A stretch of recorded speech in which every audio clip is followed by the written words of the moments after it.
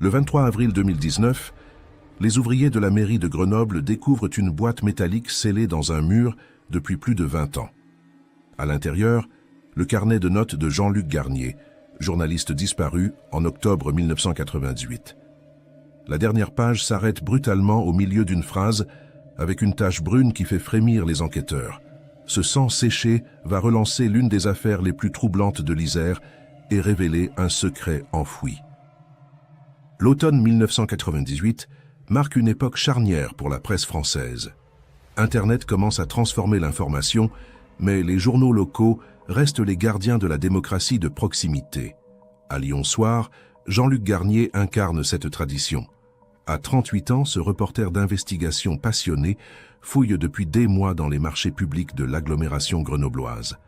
Ses collègues le respectent pour son obstination et sa rigueur, même s'ils le trouvent parfois trop solitaire. Il traque un homme d'affaires véreux qui truque les appels d'offres depuis des années. Claire Garnier connaît bien cette tendance de son mari à s'isoler quand une enquête le passionne. Professeure de littérature, elle l'encourage dans son travail, mais s'inquiète des coups de téléphone anonymes reçus à leur domicile lyonnais.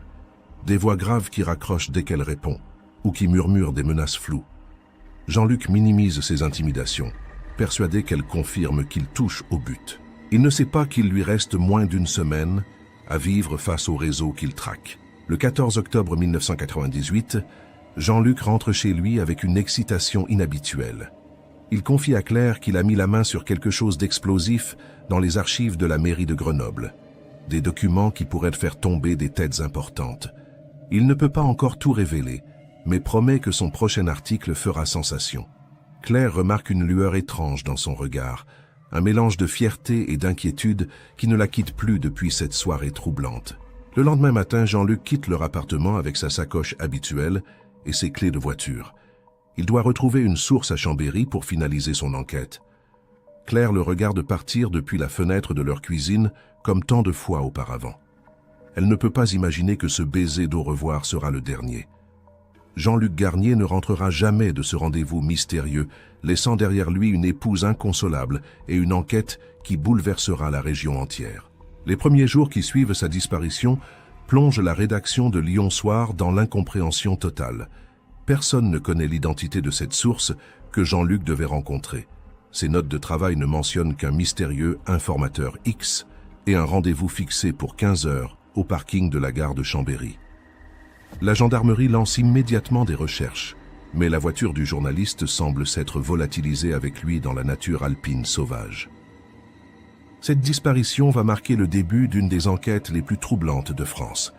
Avant de vous révéler ce qui s'est vraiment passé ce jour d'octobre, dites-moi en commentaire de quelle ville vous regardez cette histoire. N'hésitez pas à vous abonner pour découvrir d'autres affaires mystérieuses qui ont marqué nos régions et laissez un like si vous voulez que je continue à enquêter sur ces cold cases qui hantent encore les familles françaises. Le capitaine Philippe Morel de la gendarmerie de Grenoble reçoit l'appel de Claire Garnier le 16 octobre au matin. Jean-Luc n'est pas rentré de son rendez-vous et ne répond plus à son téléphone portable. Pour un journaliste habitué aux horaires irréguliers, 24 heures d'absence pourraient sembler normales. Mais Claire connaît son mari. Il l'appelle toujours quand il s'absente plus d'une soirée. Cette fois, c'est différent. Le silence radio de Jean-Luc cache quelque chose de grave. Les premières vérifications confirment les craintes de son épouse. La voiture de Jean-Luc, une Renault Laguna grise, n'a pas été vue au parking de la gare de Chambéry. Le responsable de la billetterie ne se souvient d'aucun homme correspondant à sa description. Plus troublant encore, aucun employé SNCF n'a remarqué ce journaliste aux cheveux grisonnants et à la carrure imposante. Pourtant, Jean-Luc ne passe jamais inaperçu avec sa voix forte et son habitude de poser des questions à tout le monde. L'enquête s'oriente rapidement vers les derniers contacts professionnels du disparu. Ses collègues de Lyon Soir révèlent qu'il travaillait depuis septembre sur une affaire de corruption impliquant des millions d'euros. Mais ils découvrent un détail troublant. Le coffre-fort personnel de Jean-Luc à la rédaction a été forcé dans la nuit suivant sa disparition. Seules quelques photocopies sans importance y restent. Les documents les plus sensibles ont disparu, suggérant que quelqu'un connaissait parfaitement ses habitudes de travail. Le bureau de Jean-Luc à la rédaction livre d'autres secrets inquiétants. Dans son tiroir, les enquêteurs trouvent une photo de famille, déchirée en deux, comme s'il avait voulu détruire quelque chose dans un moment de colère ou de peur. Claire ne comprend pas pourquoi son mari aurait abîmé cette image qu'il chérissait. Plus étrange encore, sa montre de gousset héritée de son père gît brisée dans sa corbeille à papier, les aiguilles arrêtées sur 15h30. Une coïncidence troublante. Claire fouille l'appartement familial à la recherche d'indices que son mari aurait pu cacher. Elle découvre dans sa bibliothèque un carnet de notes personnelles distinct de ses dossiers professionnels. Les dernières pages mentionnent des initiales mystérieuses et des références à des documents explosifs conservés dans un endroit sûr. Une phrase attire son attention. L'informateur X détient la clé de tout. Rendez-vous demain pour récupérer les originaux. Ces originaux n'ont jamais été retrouvés. L'hypothèse d'un enlèvement prend forme quand les enquêteurs découvrent que Jean-Luc avait reçu plusieurs menaces téléphoniques précises les semaines précédant sa disparition. Un voisin révèle avoir trouvé dans sa boîte aux lettres une enveloppe sans nom, contenant une seule photo. Celle de Jean-Luc sortant de chez lui, prise au téléobjectif. Au dos, quelqu'un avait écrit au stylo rouge « On sait où vous habitez ». Cette menace directe change complètement la nature de l'enquête et confirme que le journaliste était devenu une cible prioritaire. Le mystère s'épaissit quand les gendarmes découvrent que Jean-Luc avait retiré une somme importante de son compte bancaire la semaine précédant sa disparition. 3 000 francs en liquide, une somme inhabituelle pour ce père de famille aux habitudes régulières. Cette transaction pourrait indiquer qu'il se préparait à fuir ou qu'il devait payer quelqu'un pour obtenir des informations cruciales. L'hypothèse du journaliste devenu fugitif commence à circuler dans les médias locaux. Mais cette théorie ne convainc pas Claire, qui connaît mieux que quiconque la droiture de son époux. Jean-Luc n'aurait jamais abandonné sa famille sans explication, même face au danger. Il était trop attaché à ses principes journalistiques pour fuir devant des menaces. Sa disparition cache forcément quelque chose de plus sombre. Les recherches s'intensifient dans les Alpes où sa voiture pourrait avoir quitté la route dans un virage dangereux. Les équipes cynophiles fouillent les ravins sans succès. Au bout d'une semaine, l'enquête piétine faute d'éléments concrets. La voiture reste introuvable malgré les battues organisées dans tout le département. L'identité de l'informateur X demeure un mystère complet. Aucun des contacts de Jean-Luc ne reconnaît ce surnom. Et ses notes personnelles ne donnent aucun indice sur cette source mystérieuse. Le capitaine Morel comprend qu'il fait face à une disparition particulièrement complexe, où chaque piste semble mener à une impasse. L'affaire Jean-Luc Garnier commence à faire les gros titres de la presse régionale. Ses collègues journalistes organisent une mobilisation médiatique pour maintenir la pression sur les enquêteurs. Des affiches avec sa photo fleurissent dans toute la région Rhône-Alpes. Mais au-delà de l'émotion suscitée par cette disparition, une question hante tous les esprits. Qu'avait donc découvert ce journaliste pour justifier un tel acharnement contre lui? La réponse à cette question restera enfouie pendant plus de 20 ans. Les premiers mois d'enquête révèlent l'ampleur des investigations menées par Jean-Luc avant sa disparition. Il avait constitué un réseau d'informateurs dans les milieux politiques et économiques locaux. Plusieurs sources anonymes confirment aux gendarmes qu'il était effectivement sur la piste d'un scandale majeur impliquant des personnalités importantes de l'Isère. Mais toutes refusent de révéler l'identité de l'informateur X, par peur des représailles ou par simple ignorance de son identité réelle. Le capitaine Philippe Morel transforme la disparition de Jean-Luc Garnier en priorité absolue pour sa brigade. Dès la première semaine, il mobilise une dizaine d'enquêteurs et lance des recherches dans tout le département de l'Isère. Les témoignages affluent de partout. Conducteurs qui croient avoir vu sa Renault de Laguna, habitants qui signalent des hommes suspects dans leur village. Mais toutes ces pistes s'avèrent être des mirages, alimentés par l'émotion suscitée par cette disparition médiatisée. Les premières investigations se concentrent sur l'entourage professionnel du journaliste. Ses collègues de Lyon Soir livrent un portrait cohérent d'un homme intègre, passionné par son métier d'investigation. Plusieurs confirment qu'il travaillait depuis des mois sur une affaire de corruption impliquant des marchés publics de construction routière. Jean-Luc leur avait confié qu'il tenait enfin des preuves solides contre plusieurs personnalités locales, sans jamais révéler de nom précis, ni la nature exacte de ces documents. L'analyse de son ordinateur professionnel révèle des mois de recherche minutieuse sur la société Alpina Construction et ses liens avec divers marchés publics. Jean-Luc avait établi un organigramme complexe montrant les connexions entre cette entreprise, plusieurs élus locaux et des cabinets d'études complaisants. Ces fichiers contiennent des dizaines de photocopies de contrats et de factures suspectes.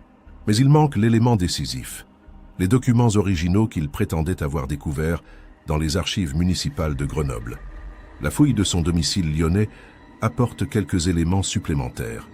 Claire remet aux enquêteurs le carnet personnel de son mari, où il notait ses réflexions sur l'enquête en cours.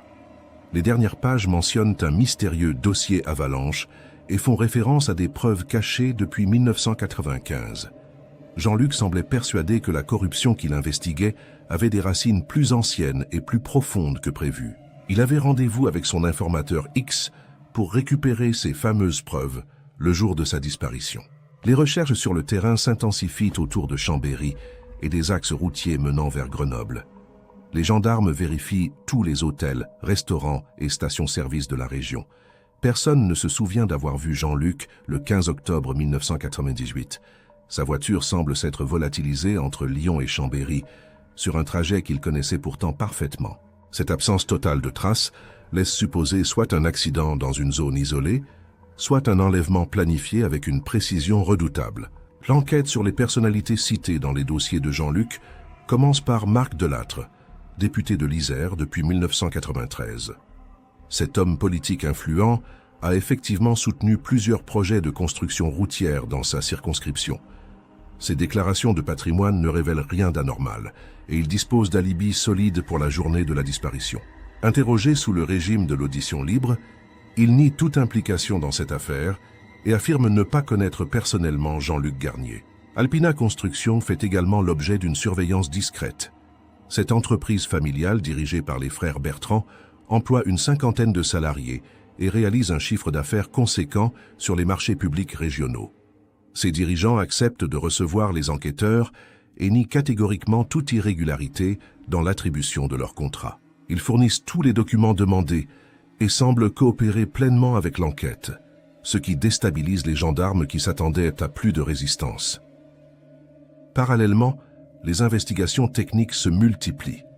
Les relevés téléphoniques de Jean-Luc montrent ses dernières communications, mais rien d'anormal n'apparaît dans ses contacts habituels.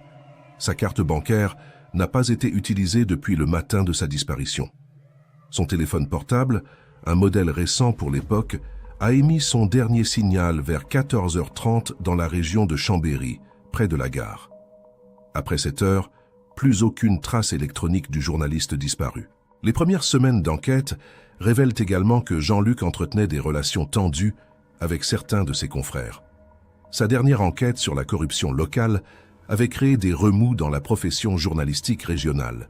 Plusieurs collègues lui reprochaient d'être trop solitaire dans ses investigations et de ne pas partager suffisamment ses informations. Cette attitude avait créé des jalousies professionnelles, mais rien qui puisse expliquer sa disparition brutale. Le capitaine Morel élargit ses recherches aux affaires criminelles récentes dans la région. Il découvre que 2 autres journalistes français ont été menacés la même année pour des enquêtes similaires sur la corruption locale. L'un d'eux a même été agressé dans un parking souterrain à Marseille. Ces précédents inquiètent les enquêteurs, qui commencent à envisager sérieusement l'hypothèse d'un enlèvement organisé pour faire taire un journaliste trop curieux. Mais il manque encore d'éléments concrets pour étayer cette théorie. Au bout de 2 mois d'investigation intensive, l'enquête marque le pas.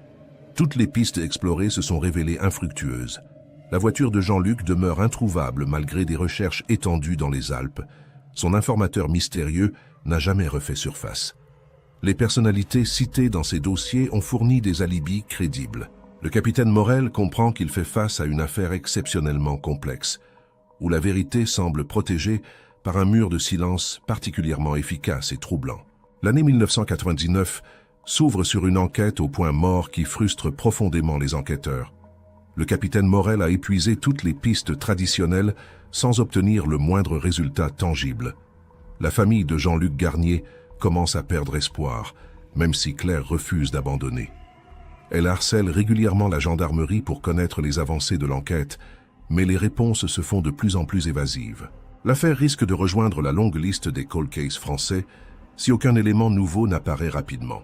La première fausse piste sérieuse émerge en février 1999 avec le témoignage bouleversant d'un conducteur de poids lourd.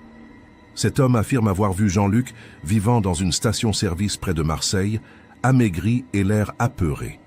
Il portait une barbe et des lunettes, mais le témoin jure reconnaître sa voix distinctive quand il a demandé des renseignements routiers. Cette révélation relance l'espoir de la famille et mobilise les équipes dans le sud de la France. Mais les vérifications révèlent que le témoin souffre de troubles de la vue avancée et confond régulièrement les visages. Au printemps 1999, une découverte fait frémir la région.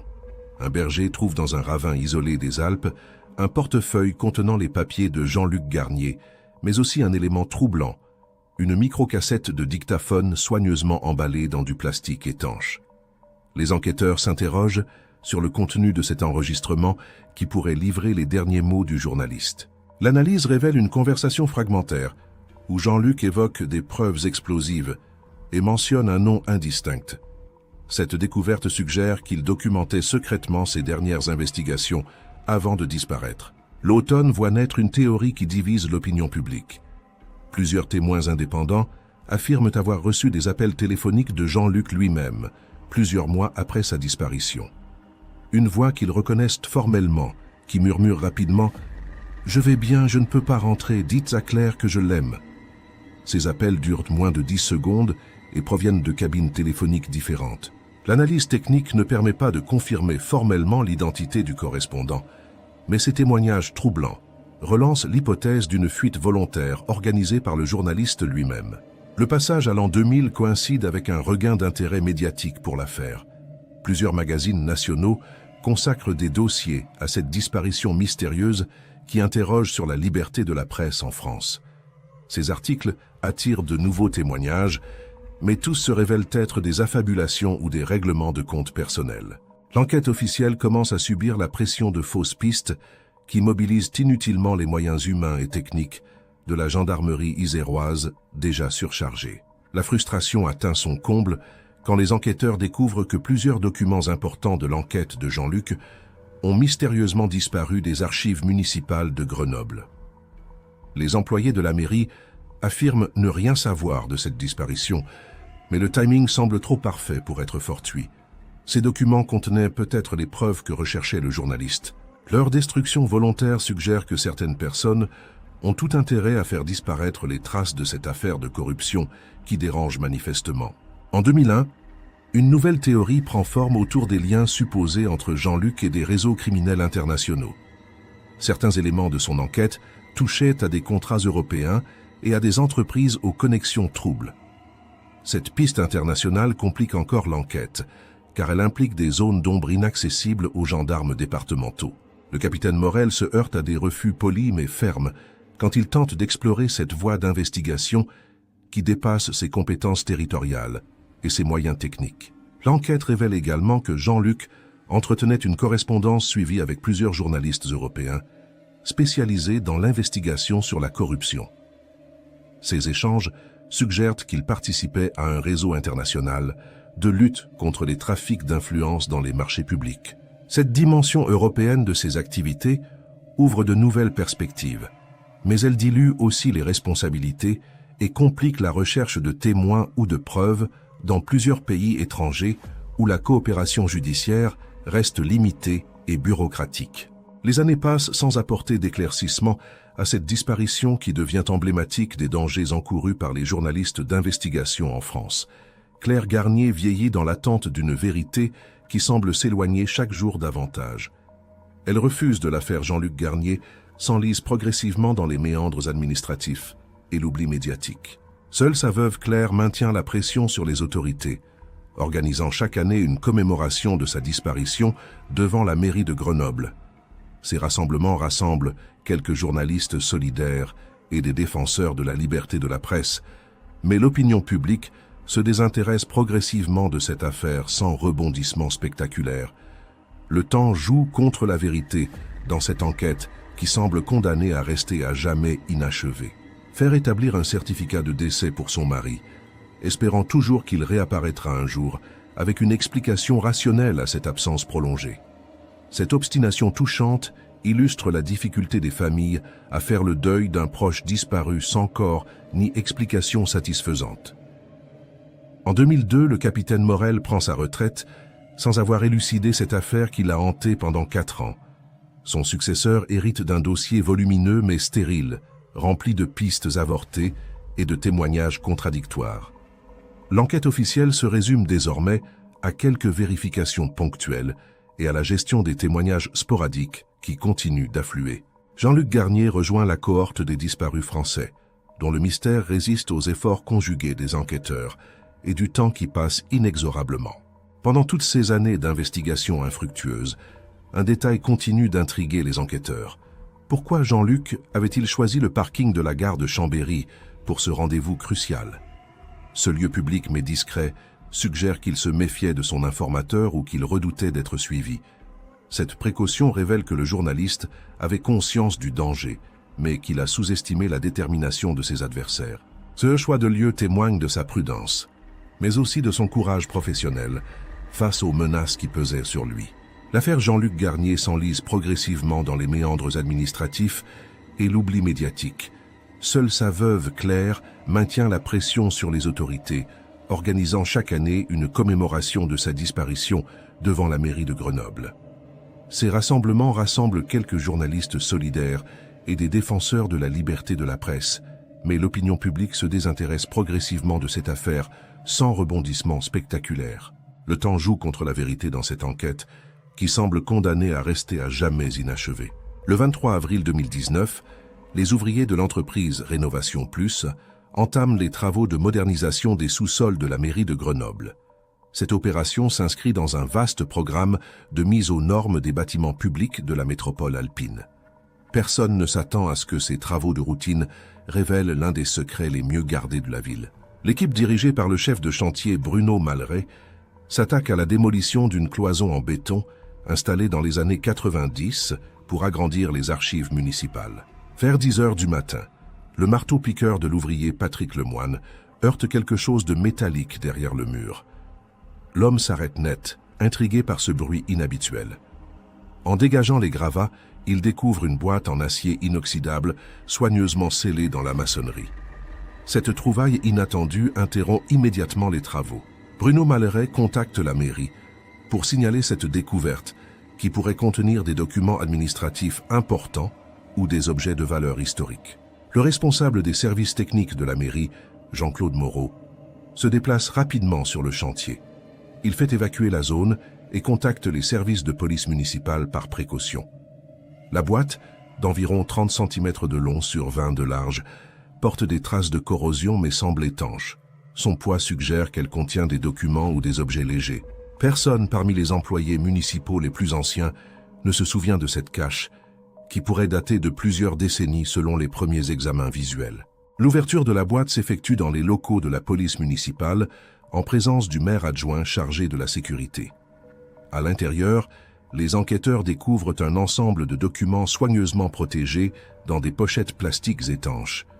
Le contenu fait immédiatement sensation, des photocopies de contrats truqués, des relevés de comptes bancaires suspects et surtout un carnet de cuir noir portant le nom de Jean-Luc Garnier en lettres dorées sur la couverture.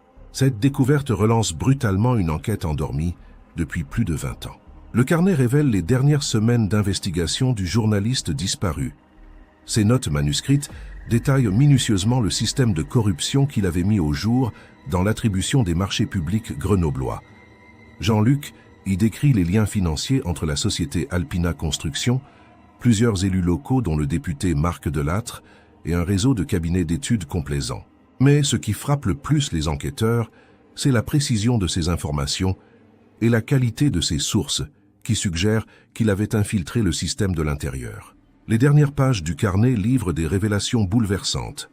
Jean-Luc y évoque explicitement son rendez-vous du 15 octobre 1998 avec un informateur qu'il identifie enfin, Pierre Dumoulin, ancien comptable d'Alpina Construction, licencié en 1997 pour faute professionnelle. Cet homme détenait les documents originaux prouvant les malversations et avait accepté de les remettre aux journalistes contre une somme d'argent. Le mystérieux informateur X avait donc une identité précise connue de Jean-Luc, mais soigneusement cachée dans ses notes officielles. Mais c'est la dernière page du carnet qui provoque un choc chez tous ceux qui la découvrent. L'écriture de Jean-Luc s'interrompt brutalement au milieu d'une phrase. « Dumoulin vient d'arriver au rendez-vous, mais il n'est pas seul. Je vois une voiture noire avec 2 hommes qui... La phrase s'arrête là, dans un tracé qui devient illisible, comme si la main du journaliste avait été brutalement interrompue. Plus troublant encore, le coin inférieur de la page porte une tache brune de la taille d'une pièce de monnaie. L'analyse médico-légale de cette tache confirme rapidement les soupçons. Il s'agit de sang humain séché depuis de nombreuses années. L'ADN extrait de cet échantillon correspond parfaitement au profil génétique de Jean-Luc Garnier, établi à partir de ses effets personnels. Cette preuve scientifique apporte la première certitude dans cette affaire. Le journaliste a bien été victime d'une agression le jour de sa disparition. Son carnet témoigne de ses derniers instants de liberté avant que la violence ne s'abatte sur lui. La découverte de cette archive secrète bouleverse complètement la vision de l'enquête. Jean-Luc n'avait pas disparu volontairement, contrairement à certaines théories qui avaient circulé. Il avait été victime d'un enlèvement organisé par des personnes déterminées à faire taire ses révélations sur la corruption locale. Le fait que son carnet et les documents compromettants aient été cachés dans la mairie même suggère l'implication de personnalités ayant accès aux bâtiments municipaux. Cette piste ouvre des perspectives nouvelles et inquiétantes. L'affaire Jean-Luc Garnier ressort brutalement de l'oubli avec cette découverte exceptionnelle. Les médias nationaux s'emparent de l'histoire de ce journaliste martyr, tué pour avoir voulu révéler la vérité sur un système de corruption. Sa veuve Claire, âgée de 55 ans, apprend la nouvelle par un journaliste de télévision qui la contacte pour connaître ses réactions. Après 21 ans d'attente et d'espoir, elle découvre enfin que son mari n'a pas fui, mais qu'il a payé de sa vie son engagement professionnel. Le carnet de Jean-Luc révèle également l'existence d'autres témoins potentiels que les enquêteurs de 1998 n'avaient jamais identifiés. Le journaliste cite plusieurs employés municipaux et élus locaux qui étaient au courant des irrégularités mais n'osaient pas témoigner. Ces personnes, aujourd'hui plus âgées et parfois retraitées, pourraient enfin accepter de révéler ce qu'elles savaient sur cette affaire de corruption. La découverte du carnet ouvre donc de nouveaux espoirs pour élucider complètement cette disparition qui a marqué l'histoire du journalisme français. La réouverture officielle de l'enquête sur Jean-Luc Garnier intervient le 2 mai 2019, sous la direction du commandant Sarah Bertrand, de la section de recherche de Grenoble. Cette magistrate expérimentée hérite d'un dossier où 21 ans de mystère viennent de basculer en quelques heures grâce à la découverte du carnet. Les premières vérifications confirment l'authenticité des documents trouvés dans la boîte métallique. L'écriture correspond bien à celle du journaliste disparu, et les informations mentionnées recoupent parfaitement les éléments de l'enquête originale menée par le capitaine Morel. L'identification de Pierre Dumoulin comme informateur révèle une piste totalement négligée lors de la première enquête. Cet ancien comptable avait été licencié en septembre 1997 pour des irrégularités dans sa comptabilité. En réalité, il avait découvert le système de surfacturation mis en place par son employeur véreux et avait tenté de le faire chanter. Licencié pour se taire, il avait gardé des copies de documents compromettants dans l'espoir de se venger un jour. Jean-Luc représentait pour lui l'occasion parfaite de faire éclater la vérité, tout en empochant une somme conséquente pour recommencer sa vie ailleurs. Les recherches sur Pierre Dumoulin révèlent un destin tragique. L'homme a été retrouvé mort dans la Savoie en novembre 1998, soit 1 mois après la disparition de Jean-Luc. Les gendarmes de l'époque avaient conclu à un suicide par noyade, cette mort n'ayant jamais été reliée à l'affaire Garnier. Dumoulin s'était jeté du pont de la Caille, près d'Annecy, laissant une lettre évoquant des remords insurmontables, sans autre précision.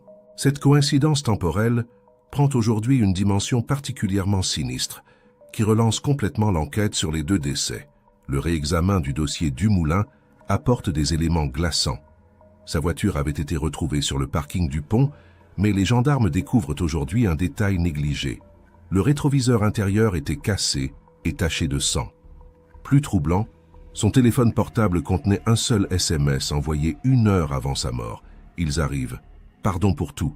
Le journaliste avait raison. Ce message, adressé à un numéro aujourd'hui inactif, suggère que Dumoulin n'était pas seul responsable de la disparition de Jean-Luc et qu'il a été contraint au silence définitif par ses propres complices. L'analyse des comptes bancaires de Dumoulin révèle qu'il avait reçu un virement de 50 000 francs, 3 jours avant sa mort. Cette somme provenait d'un compte offshore impossible à identifier précisément. Elle pourrait correspondre au prix de son silence ou au contraire au paiement pour ses révélations à Jean-Luc. Dans tous les cas, cette transaction confirme que l'ancien comptable était au centre d'enjeux financiers importants qui justifiaient des mesures extrêmes de la part des personnes impliquées dans la corruption qu'il avait découverte. La reconstitution des dernières heures de Jean-Luc devient possible grâce aux précisions contenues dans son carnet. Le journaliste était arrivé au parking de la gare de Chambéry vers 14h15, soit 15 minutes avant l'heure du rendez-vous fixé avec Dumoulin. Il avait stationné sa voiture à l'écart des autres véhicules pour préserver la discrétion de cette rencontre. Son informateur était effectivement venu au rendez-vous, mais accompagné de 2 hommes non identifiés, qui avaient manifestement d'autres intentions que la simple remise de documents compromettants. L'interruption brutale de l'écriture dans le carnet suggère que Jean-Luc a compris le piège au dernier moment. La tache de sang indique qu'il a été blessé pendant qu'il prenait encore des notes, probablement surpris par la rapidité de l'agression. Les agresseurs ont ensuite fait disparaître le journaliste et sa voiture, mais ils ont conservé son carnet et les documents comme preuve de leurs méfaits ou comme assurance contre d'éventuelles révélations ultérieures. Cette conservation des preuves révèle une mentalité criminelle particulièrement retorse et organisée. Le fait que cette cache ait été découverte dans les sous-sols de la mairie de Grenoble pose des questions inquiétantes sur l'identité des commanditaires. Seules des personnes ayant accès aux bâtiments municipaux et connaissant les projets de rénovation futurs pouvaient choisir un tel lieu de dissimulation. Cette localisation suggère l'implication d'élus ou de hauts fonctionnaires territoriaux dans l'organisation de ce crime. La corruption dénoncée par Jean-Luc avait donc des ramifications au plus haut niveau de l'administration grenobloise, ce qui explique l'efficacité du silence maintenu pendant 20 ans. L'entrepreneur ciblé par Jean-Luc dans son enquête est décédé en 2015 d'un cancer du foie. Il emporte avec lui ses éventuels secrets sur cette affaire de corruption et sur la disparition du journaliste. Ses héritiers affirment ne rien savoir des activités de leur père dans les années 90. Cette mort naturelle prive l'enquête d'un témoin capital qui aurait pu éclairer les zones d'ombre de cette affaire. Elle illustre aussi la difficulté de juger des crimes commis il y a plus de 20 ans, quand témoins et suspects disparaissent naturellement. L'enquête révèle également que plusieurs témoins potentiels mentionnés par Jean-Luc dans son carnet sont décédés dans les années qui ont suivi sa disparition. 3 employés municipaux et un élu local sont morts de cause naturelle entre 2000 et 2010, emportant avec eux leurs éventuels témoignages sur le système de corruption grenoblois. Ces décès successifs peuvent relever du hasard statistique, mais ils privent définitivement l'enquête de témoins qui auraient pu faire la lumière sur cette affaire de disparition forcée qui a marqué la région. Malgré la découverte du carnet, de nombreuses zones d'ombre persistent dans cette affaire. L'identité des 2 hommes qui accompagnaient Dumoulin au rendez-vous reste totalement inconnue. Le sort exact de Jean-Luc après son enlèvement demeure un mystère complet. Sa voiture n'a toujours pas été retrouvée malgré les nouvelles recherches engagées dans la région. Ces éléments manquants empêchent une reconstitution complète des faits et laissent la famille dans une attente douloureuse de vérité totale sur le destin tragique de leurs proches disparus. La microcassette retrouvée avec le portefeuille de Jean-Luc révèle des informations cruciales après numérisation. On y entend la voix du journaliste enregistrant discrètement une conversation avec un interlocuteur non identifié. Cet homme évoque des contrats truqués depuis des années et mentionne des sommes versées à des élus. Plus troublant encore, il fait référence à d'autres journalistes qui ont posé trop de questions et qui ont eu des accidents. Cette révélation suggère que Jean-Luc n'était pas la première victime de ce réseau criminel organisé autour de la corruption des marchés publics. L'affaire Jean-Luc Garnier illustre tragiquement les dangers encourus par les journalistes d'investigation qui s'attaquent au réseau de corruption locale. 21 ans après sa disparition, la découverte de son carnet apporte enfin des réponses partielles à sa famille et confirme qu'il a payé de sa vie son engagement professionnel. Claire Garnier peut enfin faire son deuil, en sachant que son mari n'a pas fui, mais qu'il a été victime de criminels déterminés à protéger leurs intérêts financiers illégaux.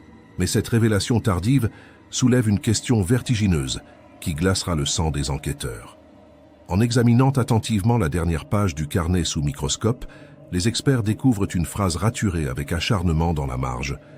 Le réseau dépasse Grenoble, Marseille, Lyon, Paris. Ils ont d'autres journalistes dans leur collimateur.